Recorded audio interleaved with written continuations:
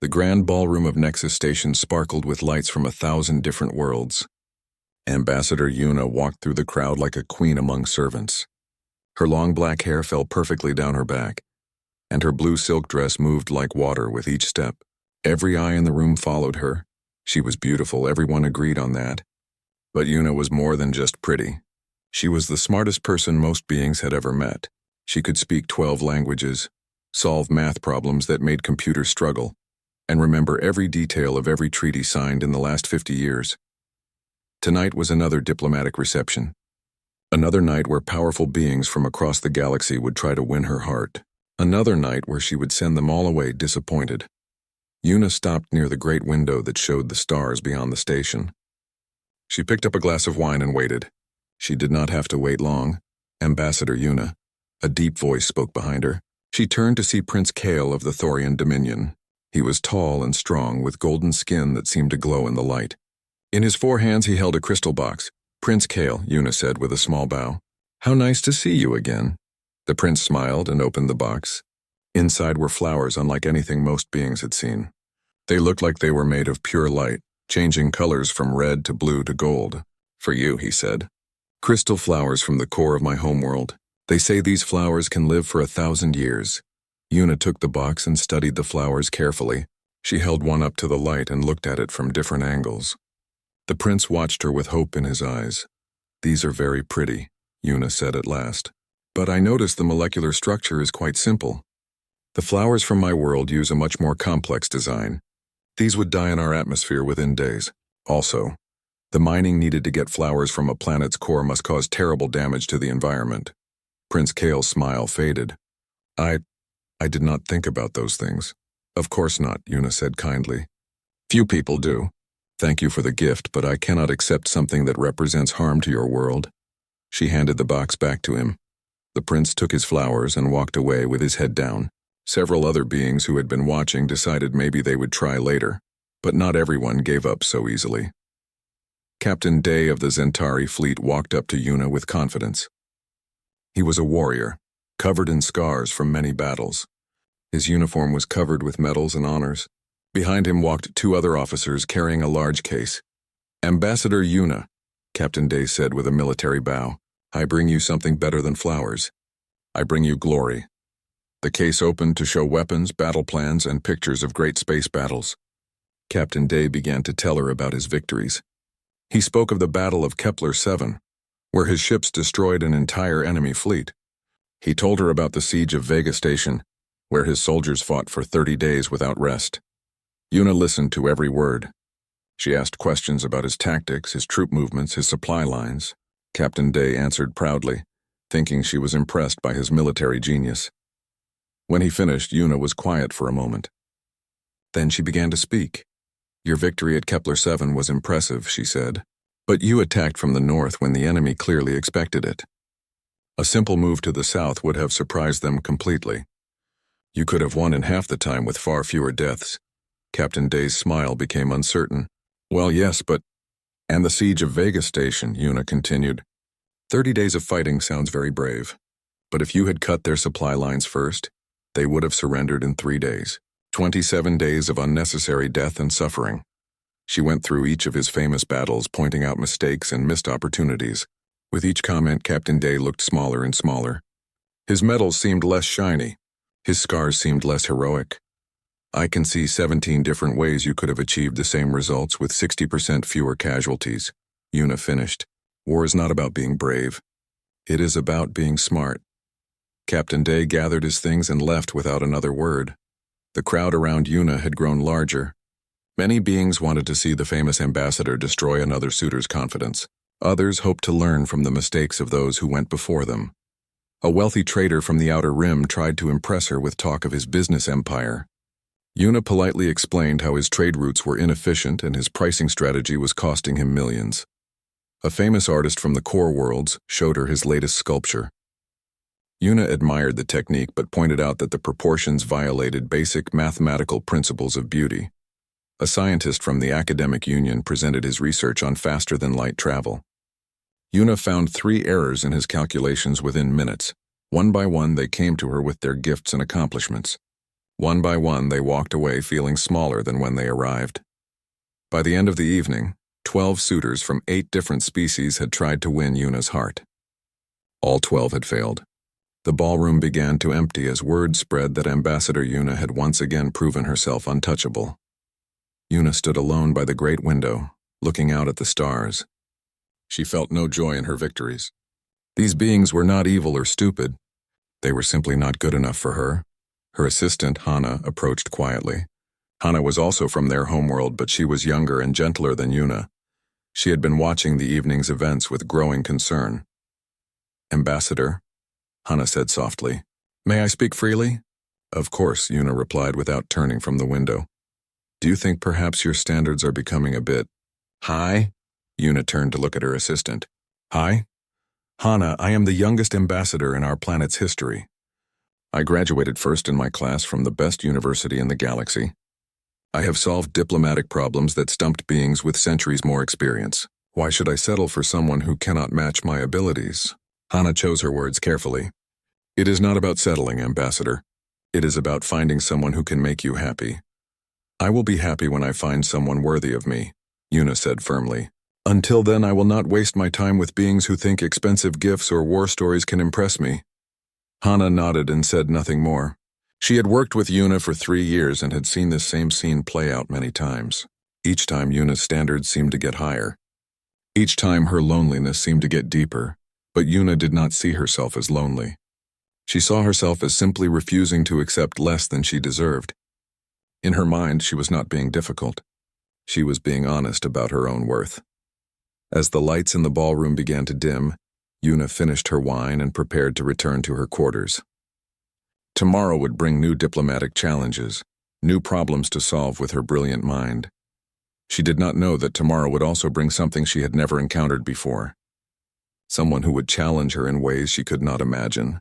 Someone who would make her question everything she thought she knew about worth and standards and what it meant to find a true partner. But that was tomorrow. Tonight, Ambassador Yuna went to bed feeling satisfied with her performance and certain that she was right to demand the best from those who sought her attention. After all, she told herself as she fell asleep, she knew her own value. She would not settle for anything less than perfection. The next morning brought something unusual to Nexus Station. A small cargo ship docked at Base 7, far from the fancy areas where important visitors usually arrived. The ship looked old and well used. Its hull was scratched and dented from many journeys through space. Most people on the station did not notice the ship. They were used to seeing grand warships with golden hulls or luxury cruisers that sparkled like jewels. This little cargo vessel seemed almost embarrassed to be parked next to such impressive ships. From the ship stepped a human man named June. He was not tall or short, not handsome or ugly. He had black hair and brown eyes and wore simple clothes that looked comfortable rather than impressive. He carried one small bag and walked like someone who was in no hurry to get anywhere. June made his way through the station's busy corridors. Other beings rushed past him carrying important documents or speaking urgently into communication devices. He seemed to be the only person moving slowly, looking around with quiet interest at everything he saw. Ambassador Yuna was in the archives that afternoon. She often went there when she needed a break from diplomatic work. The archives were quiet and peaceful, filled with thousands of years of knowledge from across the galaxy. Today she was reading ancient poetry from her homeworld, something she did when she wanted to remember who she was beneath all her duties. She sat at a corner table with several thick books spread before her. The poetry was written in her native language, with complex verses about beauty and loneliness and the weight of being different from others. Few beings in the galaxy could read these texts, which made them even more precious to her. A soft sound made her look up. Across the room, someone was quietly turning pages in an old book. She saw it was a human man she did not recognize. He was reading what looked like trade agreements, making small notes on a piece of paper. Yuna watched him for a few minutes.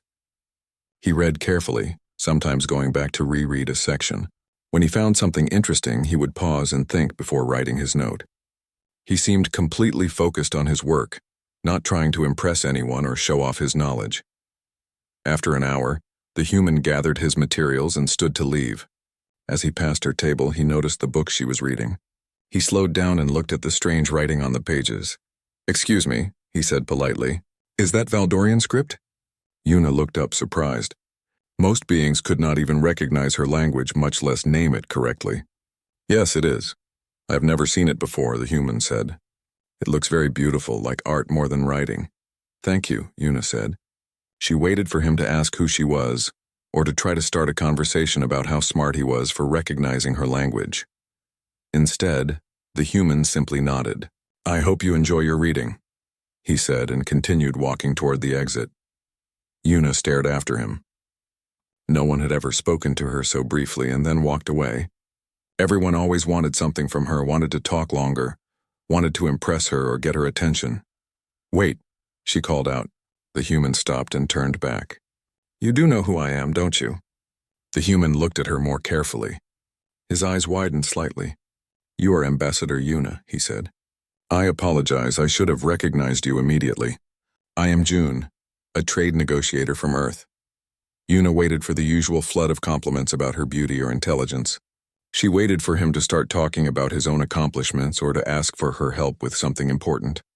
Instead, June bowed respectfully and said, "I hope I did not disturb your studies, Ambassador." "You did not disturb me," Yuna said, still confused by his behavior. "What are you researching?" "Old trade agreements between some of the smaller worlds on the galactic rim," June replied. "Nothing very exciting. Just trying to understand how different species have solved similar problems in the past." He seemed genuinely interested in his boring research. There was no hint that he thought his work was beneath someone of her importance, or that he was embarrassed to be caught doing such ordinary tasks. "That sounds like useful work," Yuna said. June smiled slightly. "I think so. History often teaches us more than we expect." He paused. "I should let you return to your poetry. Good day, Ambassador." And then he left just like that. No attempts to extend the conversation, no invitations to dinner, no gifts or compliments or requests for meetings. Yuna sat alone in the archives, staring at the door where the human had disappeared. In 3 years on Nexus Station, no one had ever treated her with such simple, ordinary politeness. Everyone else saw her as either a prize to be won or a challenge to be conquered. That evening, there was another diplomatic dinner in the main banquet hall. Yuna attended as usual, wearing a green dress that made her look like a queen. She moved through the crowd, accepting greetings and compliments from various ambassadors and officials. Across the room, she spotted June sitting at a small table with several station workers. He was talking quietly with a maintenance engineer about the challenges of keeping the air systems working properly. The engineer seemed surprised that anyone important would care about such things, but June listened to every word like it was the most interesting thing he had ever heard. Ambassador Hyun of the Keldan Republic was giving a loud speech about his people's great achievements in terraforming.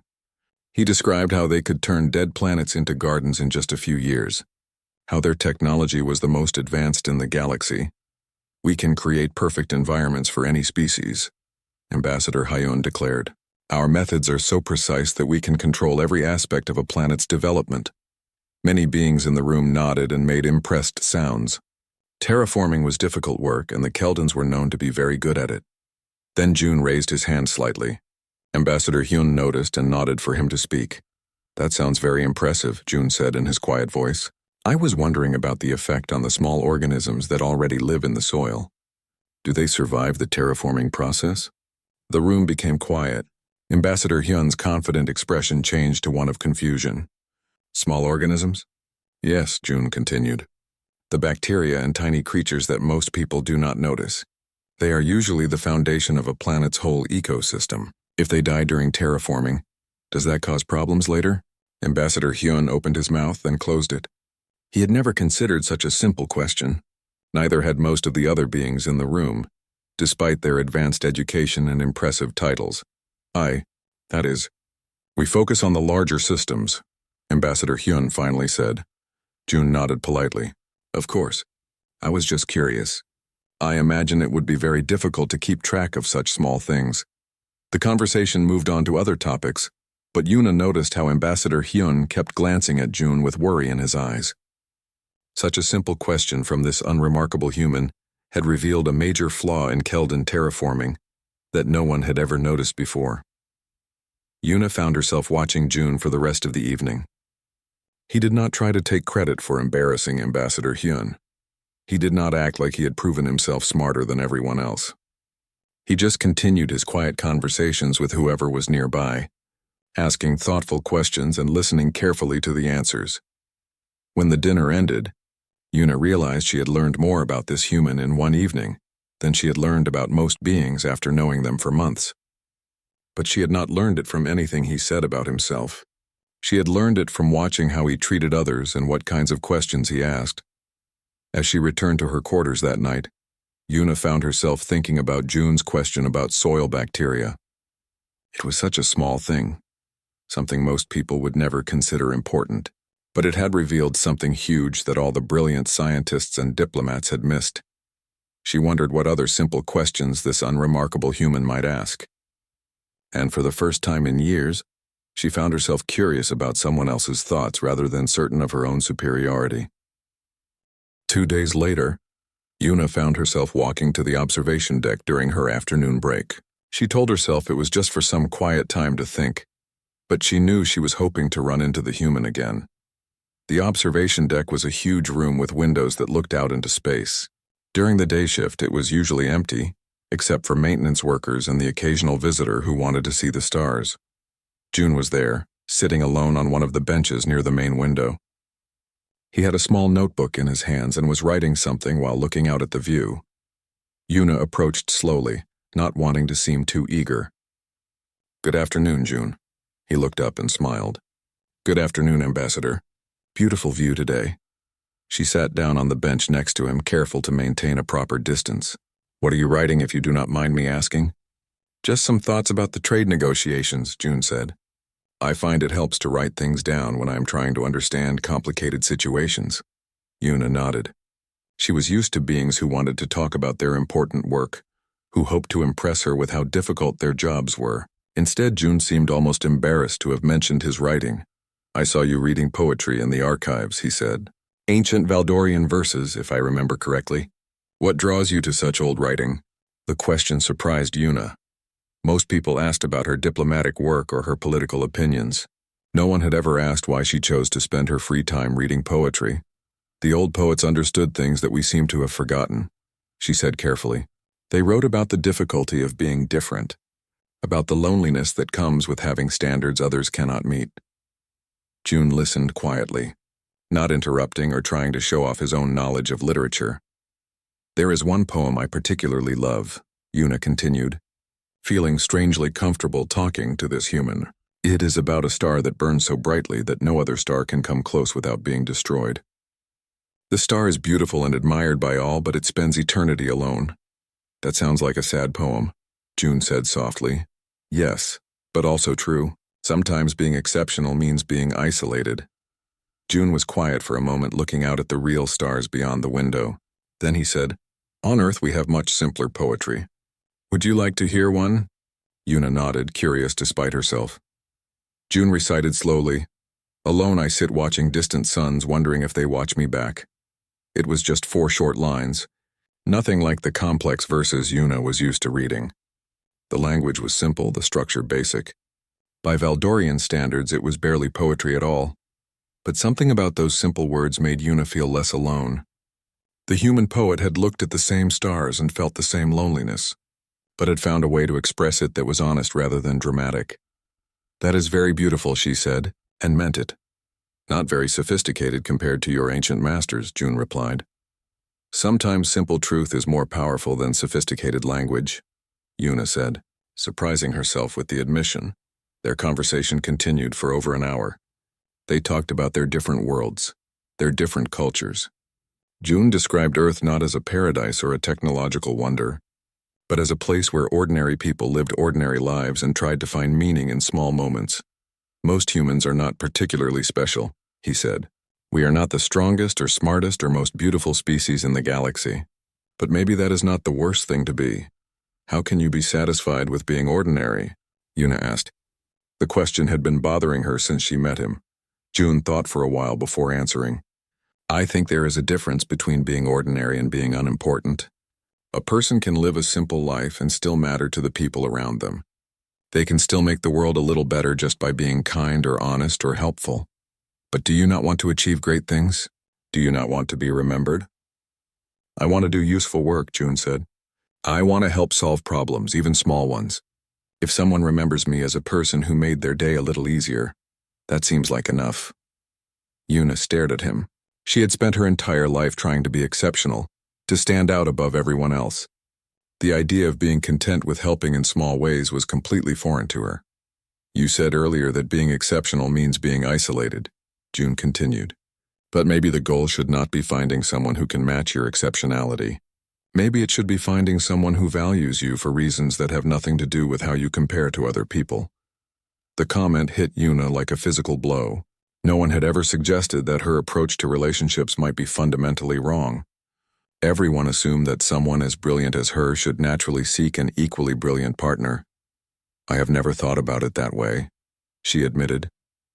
Different does not always mean better or worse, June said gently. Sometimes it just means different. Two people can be completely unlike each other and still fit together well, like pieces of a puzzle that have different shapes but create something beautiful when they connect. They sat in comfortable silence for a while, watching ships arrive and depart from the station. Yuna found herself stealing glances at June's profile. He was not handsome by galactic standards, but there was something peaceful about his face, something that made her want to keep looking. Can I ask you something? She said finally. Of course. Why do you not try to impress me? Every other being I meet wants to show me how smart or powerful or successful they are. But you just talk to me like I am a normal person. June smiled slightly. You are a normal person. A very accomplished normal person, but still just someone trying to figure out life like everyone else. Why would I need to impress you? Because everyone does. It is expected. Maybe that is the problem, June said quietly. If someone only values you because you impress them, what happens when the impressive parts are not enough anymore? What happens when you want to be accepted for who you are underneath all the achievements? Yuna had no answer for that. She had never separated her identity from her accomplishments. She was Ambassador Yuna, the brilliant diplomat, the untouchable beauty. She did not know who she would be without those things. I should go, she said, suddenly feeling uncomfortable with the direction of their conversation. I have meetings this afternoon. Of course, June said, standing politely as she rose. Thank you for sharing your time with me, Ambassador. I enjoyed our conversation very much. As Yuna walked back to her quarters, she could not stop thinking about what June had said. For the first time in her life, someone had suggested that being exceptional might not be the most important thing about her. The idea was terrifying and exciting at the same time. If she was not defined by being smarter and more beautiful than everyone else, then who was she? What would be left? But there was another feeling mixed in with the fear. For one afternoon, sitting on that bench talking to a simple human, she had felt something she had almost forgotten. She had felt like herself, not like Ambassador Yuna the legend, but like Yuna the person. And despite all her fears about being ordinary, that feeling had been the most extraordinary thing she had experienced in years. That night, she dreamed not of ancient poetry or diplomatic victories, but of sitting under Earth's stars with someone who thought her ordinary humanity was more interesting than her exceptional achievements. She woke up wanting to have that conversation again. Over the next few days, Yuna found herself seeking out June's company more often. She told herself it was just professional curiosity about human perspectives on galactic trade. Deep down, she knew it was something else entirely. She began challenging him to discussions about various topics, expecting to demonstrate her intellectual superiority as she had with countless others. But June never played the game the way she expected. When she presented a brilliant analysis of resource allocation in multi-species colonies, complete with mathematical models and historical precedents, June listened carefully.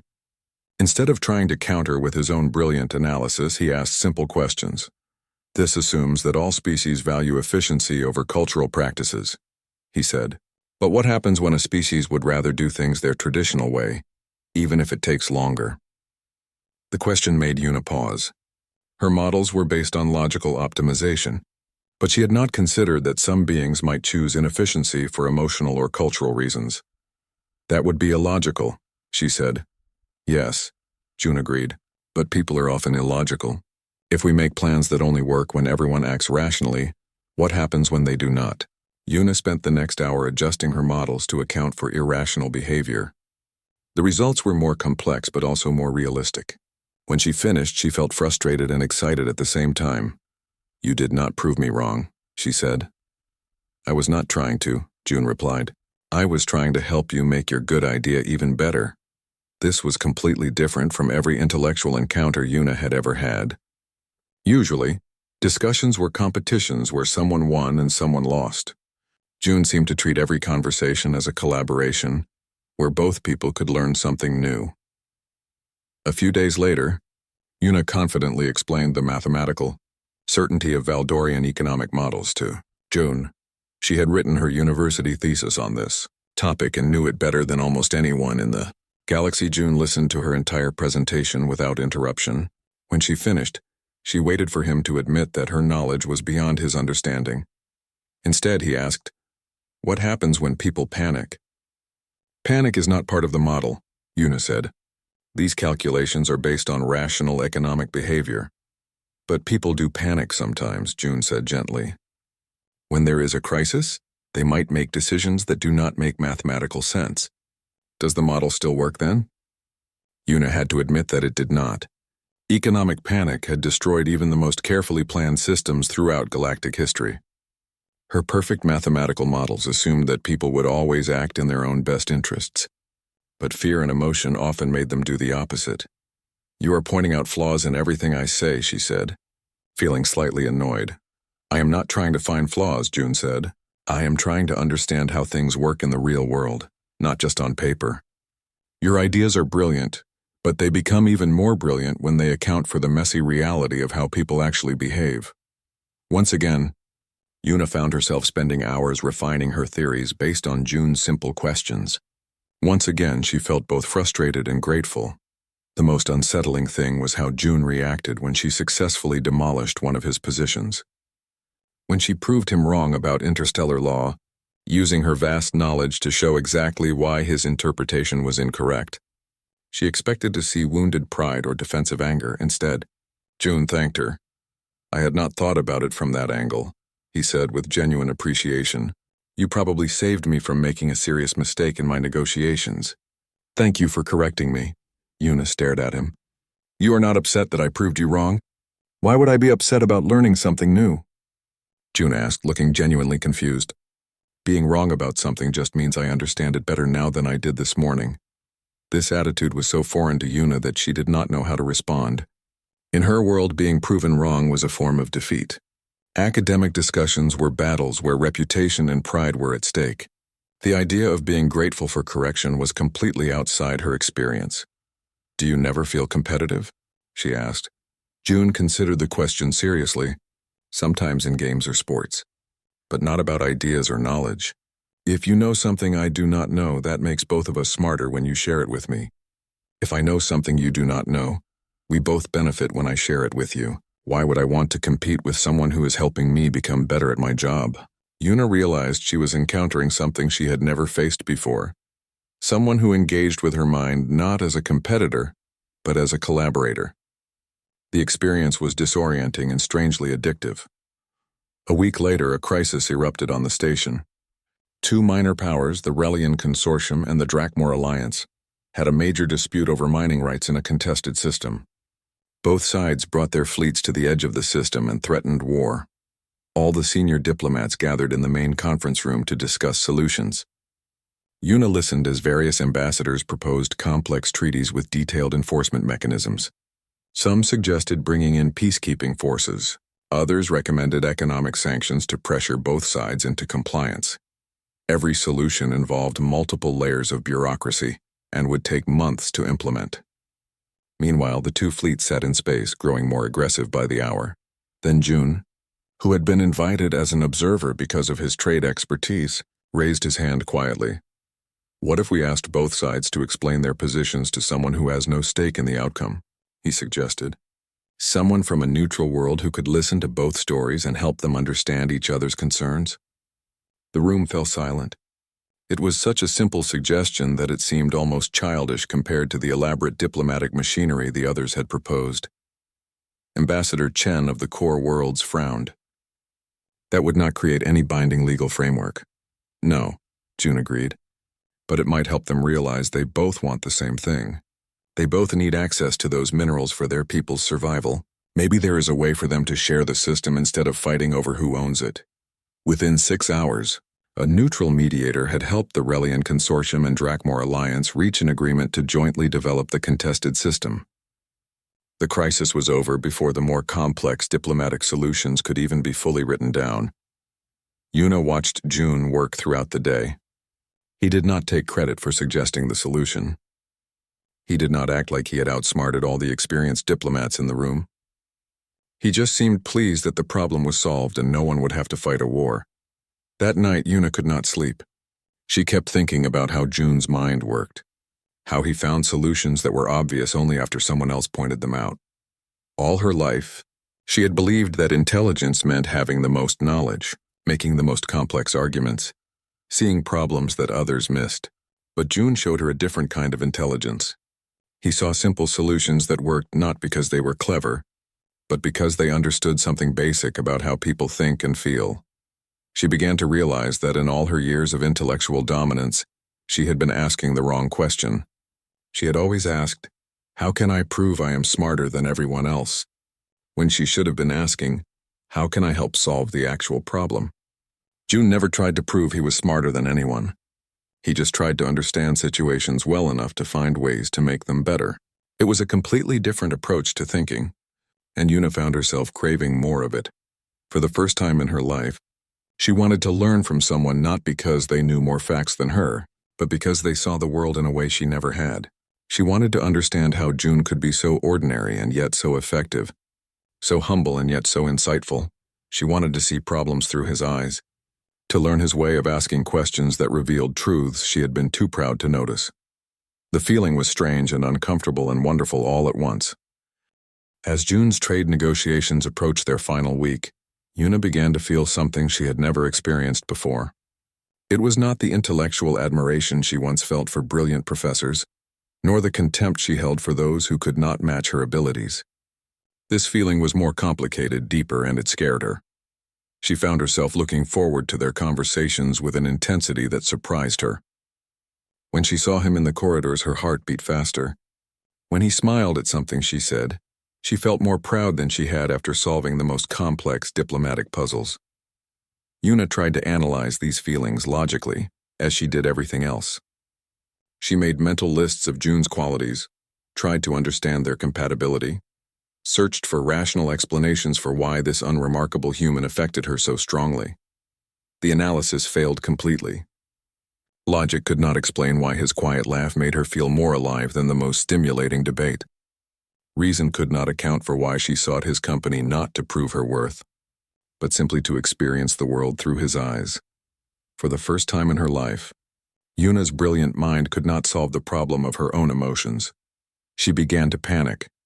Everything she had built her identity on seemed useless in this situation. Her beauty, her intelligence, her achievements, none of them mattered when it came to understanding why she felt so drawn to someone who did not seem particularly impressed by any of those things. In desperation, she decided to apply one final test, the same challenge that had defeated every previous suitor. If June failed like all the others, she could dismiss these strange feelings and return to her familiar world of intellectual superiority. She invited him to have dinner with her in her private quarters. The rooms were decorated with artifacts from her home world, books that displayed her learning, awards that showed her achievements. Everything was arranged to remind visitors of exactly how exceptional she was. June arrived carrying a small gift, a simple flower he had grown in his quarters using seeds from Earth. It was not rare or valuable, just a common yellow bloom that reminded him of home. "I thought you might like something from my world," he said, offering the flower with a shy smile. Yuna accepted the gift, touched by its simplicity. After all the elaborate presents she had received from other suitors, this humble flower seemed more meaningful than jewels or rare artifacts. They ate dinner and talked about small things. June asked about the artwork on her walls, not to show off his knowledge, but because he was genuinely curious about her culture. He listened to her explanations with real interest, occasionally asking questions that showed he was trying to understand not just the facts but the feelings behind them. As the evening progressed, Yuna felt her nervousness growing. Finally, she could wait no longer. She set down her glass and looked directly at June. "I need to ask you something," she said. "Of course." Yuna took a deep breath. "I am considered the most desirable woman in this sector of the galaxy. I am beautiful, intelligent, and accomplished. Princes and captains and scholars have competed for my attention. All of them have failed to meet my standards." June listened quietly, his expression serious. "So I need you to tell me," Yuna continued. "Why should I choose you over every other being in the galaxy? What makes you worthy of someone like me?" It was the ultimate challenge, the question that had destroyed the confidence of countless suitors. Yuna waited for June to begin listing his accomplishments, to argue for his worthiness, to try to prove that despite his ordinariness he somehow deserved her attention. Instead, June was quiet for a long moment. When he finally spoke, his words shattered her expectations completely. "I cannot make that choice for you," he said gently. "And if you need to be convinced, then I am not the right person for you." Yuna stared at him in shock. "What? You should not choose me because I am worthy of you," June continued. "You should only choose me if being with me would make you happy. I cannot prove that to you with arguments or logic. You either feel it or you do not." "But everyone else tries to prove their worth," Yuna protested. "Everyone else is making a mistake," June said simply. "Real connection is not about one person being good enough for another. It is about two people caring about each other for reasons that have nothing to do with worthiness or standards." He leaned forward slightly, his eyes gentle but serious. "I value you not because you are the most beautiful or intelligent being in the galaxy. I value you because you are Yuna. Because when you read poetry in the archives, you look peaceful in a way that tells me there is more to you than just achievements. Because when you challenge my ideas, you are trying to find truth, not just trying to win. Because underneath all your accomplishments, I see someone who is lonely and brave and trying to figure out how to connect with others." Yuna felt tears forming in her eyes. No one had ever seen past her reputation to glimpse the person underneath. "Your standards, your isolation, your passion for perfection," June continued. "All of it matters to me not as achievements to be admired, but as parts of someone I have grown to care about. I do not want to possess your brilliance or compete with your intellect. I just want to walk beside you and share whatever perspective I can offer, while respecting the perspective you already have." The words hit Yuna like physical blows. Every other suitor had wanted to claim her as a prize, to add her exceptional qualities to their own collection of achievements. June was the first person who seemed to want her for herself, not for what she represented. "I do not understand," she whispered. "I know," June said softly. "You have spent so long being valued for what makes you different from everyone else that it probably seems strange to be valued for what makes you human like everyone else." He stood up slowly. "I am not asking you for anything, Yuna. I am not trying to convince you of anything. I am just telling you that these past weeks of knowing you have been some of the best of my life. Not because you impressed me, but because you let me see who you really are beneath all the impressive parts." June moved toward the door, then paused. "My ship leaves tomorrow. If you decide that you would like to see what it might be like to be with someone who values your ordinary humanity more than your extraordinary achievements, I will be in the observation deck at sunrise. If not, I will understand completely." After he left, Yuna sat alone in her quarters holding the simple earth flower and crying for the first time in years. She cried for all the years she had spent trying to be perfect instead of trying to be happy. She cried for all the walls she had built to protect herself from the vulnerability of being truly known. But most of all, she cried because for the first time in her life, someone had offered to love her not for being exceptional, but for being herself, and she did not know if she was brave enough to accept such a gift. The night stretched ahead of her, full of the most difficult decision she had ever faced. By morning, she would have to choose between the safety of her familiar isolation and the terrifying possibility of genuine connection. For once in her life, all her intelligence could not tell her what the right answer was. Yuna did not sleep that night. She sat by her window watching the stars and holding June's simple flower. Her mind raced through every conversation they had shared, every moment when he had surprised her with his different way of seeing the world. All her life, she had believed that finding a partner meant finding someone who could match her intelligence, her beauty, her achievements. She had set impossibly high standards because she thought that was what someone of her value deserved. But June had shown her something completely different. He had not tried to match her standards. He had not even tried to impress her. Instead, he had simply been himself, and somehow that had been more attractive than all the elaborate courtship displays she had ever received. Near dawn, Una found herself in the archives again. But this time she was not reading ancient poetry. She was trying to write her own, searching for words to capture the strange ache in her chest, the feeling of wanting something she had never known she needed. She wrote about walls built to protect that became cages instead. She wrote about the loneliness of always being right, the exhaustion of always being perfect. She wrote about a simple human who had asked simple questions and made her see herself in a completely new way. Ambassador, Hannah's voice interrupted her thoughts. Her assistant had found her in the archives, looking worried. I have been searching for you everywhere. You missed your morning briefing. Una looked up from her writing. Hannah, can I ask you something? Of course. Do you think I have been lonely? Hannah sat down across from her, choosing her words carefully. I think you have been very focused on your work and your standards. That is not what I asked. Hannah sighed. Yes, Ambassador. I think you have been very lonely. But I also think you have been too proud to admit it, even to yourself. What if I told you that someone wants to be with me not because I am exceptional, but because he sees me as just another person trying to figure out life? Hannah smiled gently. I would say that sounds like someone who actually knows you, not just your reputation. But what if being ordinary is not enough? What if I need to be special to have value? Ambassador, Hannah said softly, you have spent 3 years rejecting suitors because they could not meet your impossible standards. But maybe the real problem was never that they were not good enough for you. Maybe the problem was that your standards were designed to keep everyone away. The words hit Una like a revelation. All her requirements, all her tests, all her demonstrations of intellectual superiority. They had not been about finding the right partner.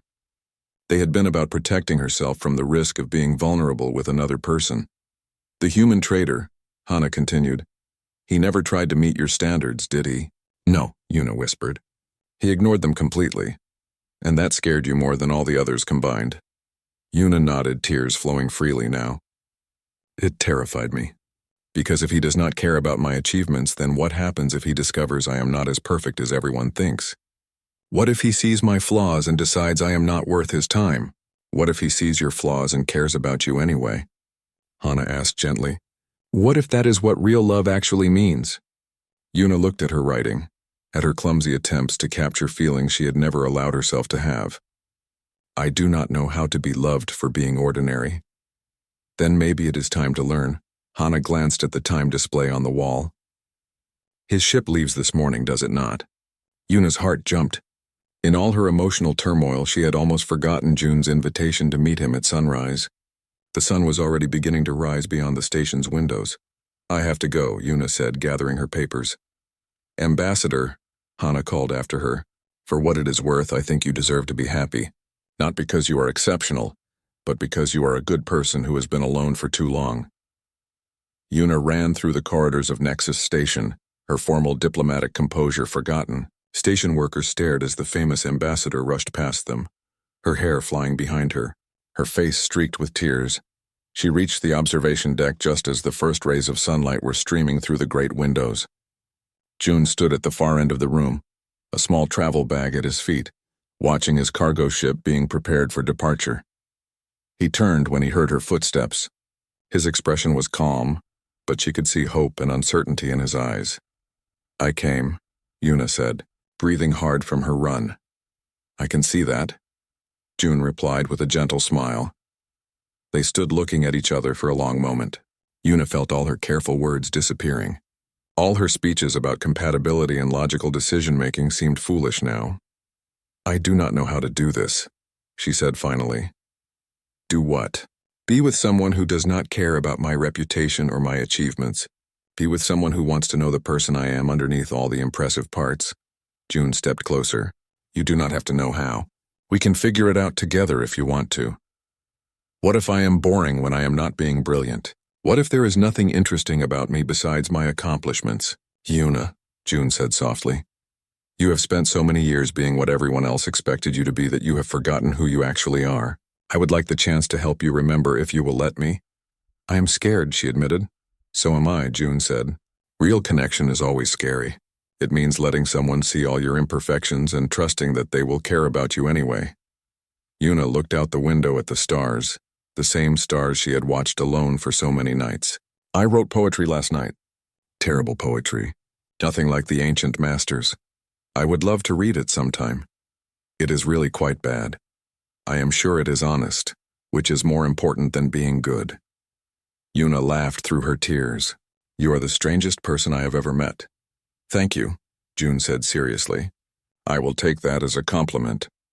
I do not want you to leave, Yuna said suddenly. I do not want to go back to my perfect lonely life. I want to see what happens when someone cares about me for reasons I do not understand. Then come with me, June said simply. What? Come to Earth. Meet ordinary people living ordinary lives. See what it looks like when people find extraordinary meaning in simple connections. You could take a leave of absence from your diplomatic duties. Consider it cultural research. The suggestion was absurd. Ambassador Yuna did not take vacations to visit unremarkable planets. She had responsibilities, meetings, a reputation to maintain.